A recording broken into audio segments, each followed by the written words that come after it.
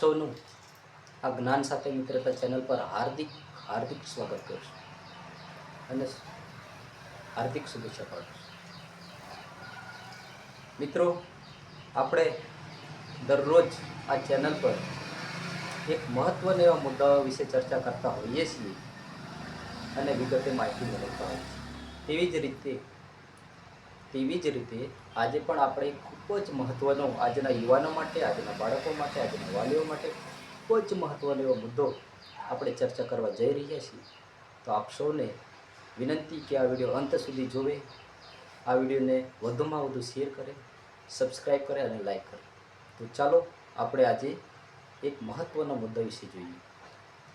મિત્રો, મહત્ત્વનો મુદ્દો એટલે કે રાષ્ટ્રીય શિક્ષણ નીતિ. રાષ્ટ્રીય શિક્ષણ નીતિ. મિત્રો, રાષ્ટ્રીય શિક્ષણ નીતિની અંદર બે નીતિ છે.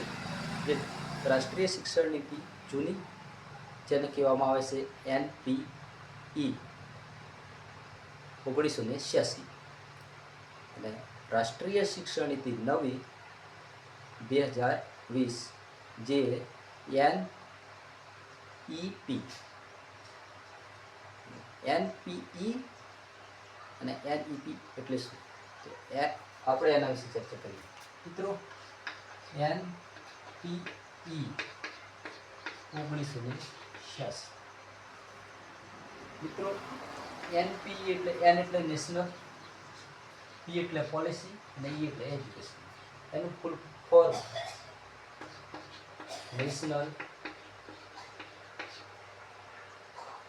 National policy on education.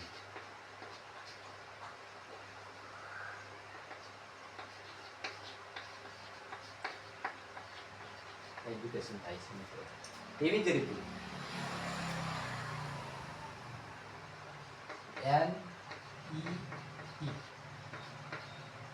NEP N એટલે નેશનલ, E એટલે એજ્યુકેશન, P એટલે પોલિસી. તો એનું ફૂલ ફોર્મ નેશનલ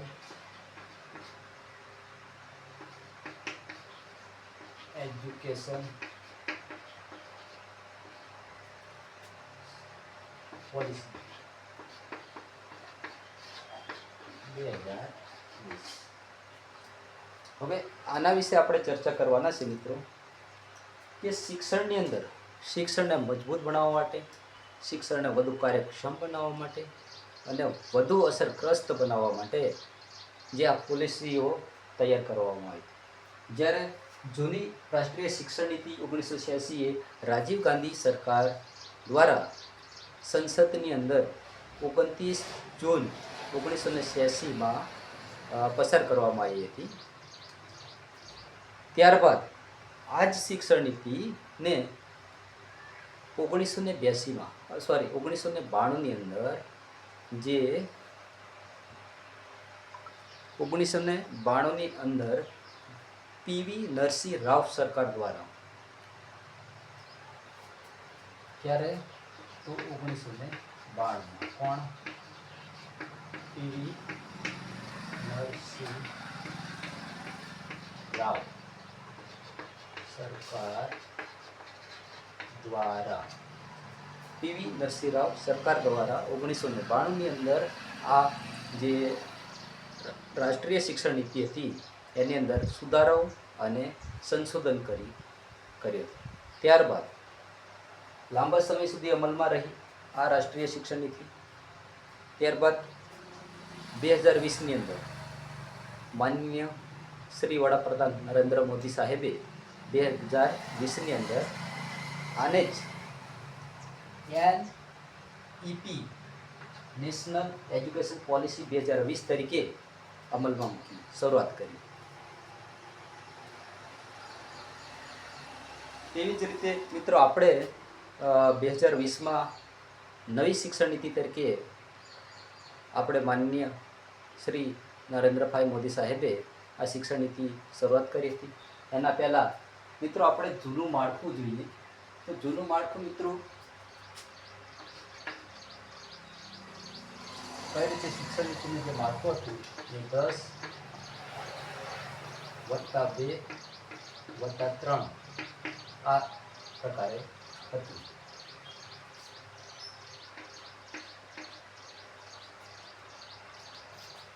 તો આપણે વિગતે દરેક વસ્તુની ચર્ચા કરવાના છે.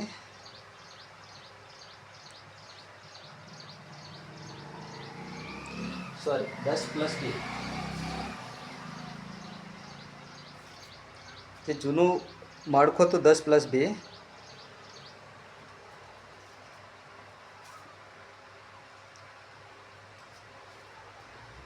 બરાબર 12 વર્ષ અને નવું માળખું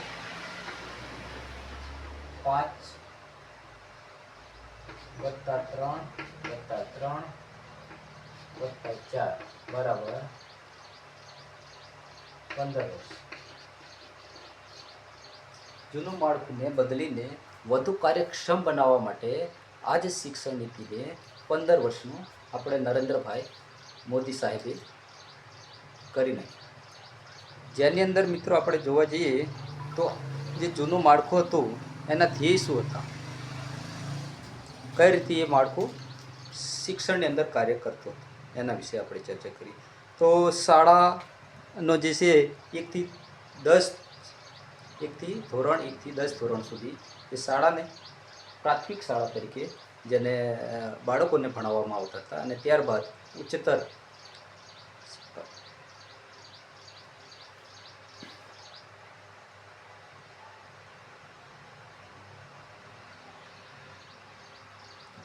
માધ્યમિક તરીકે મિત્રો આની અંદર 11 અને 12 ધોરણનો સમાવેશ કરવામાં આવતો હતો, જેની અંદર 16 થી 18 વર્ષના બાળકોનો સમાવેશ થતો હતો અને ધોરણ 1 થી 10ની અંદર 6 થી 16 વર્ષના બાળકોનો સમાવેશ કરવામાં આવતો હતો. જેની મુખ્ય બાબત શું હતી આ જૂના માળખામાં કે 10+2ની માળખામાં 3 થી 6 વર્ષના ઉંમરના બાળકોનું આંગણવાડી પૂર્વ પ્રાથમિક શિક્ષણ શાળાના મુખ્ય માળખામાં ગણાતું ન હતું. આને ચેન્જ કરીને આપણે શ્રી નરેન્દ્ર સાહેબે આપણે જે આંગણવાડી પૂર્વ પ્રાથમિક શિક્ષણ પર વધુ ભાર મૂકવામાં આવ્યો, તેમજ બાળકોને આ શિક્ષણ વધુ અસરગ્રસ્ત કરે, વધુ મજબૂત કરે એ માટે ખૂબ જ મહત્ત્વનું એવું માળખું આપણી સમક્ષ શિક્ષણ નીતિની અંદર મૂકી દીધું. 5 +3 +3 +4 બરાબર 15 વર્ષ.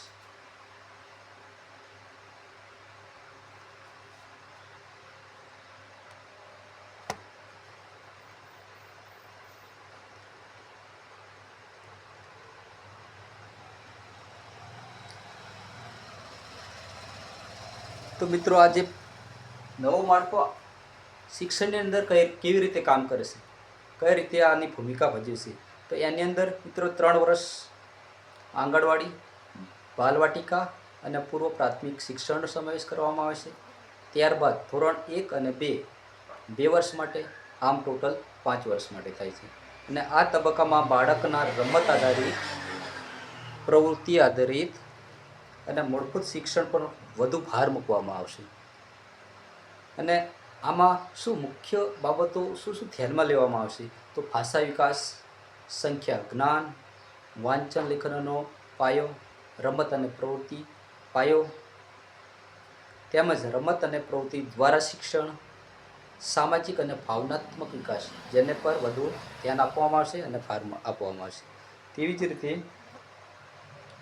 બીજા તબક્કાની અંદર ધોરણ 3 થી 5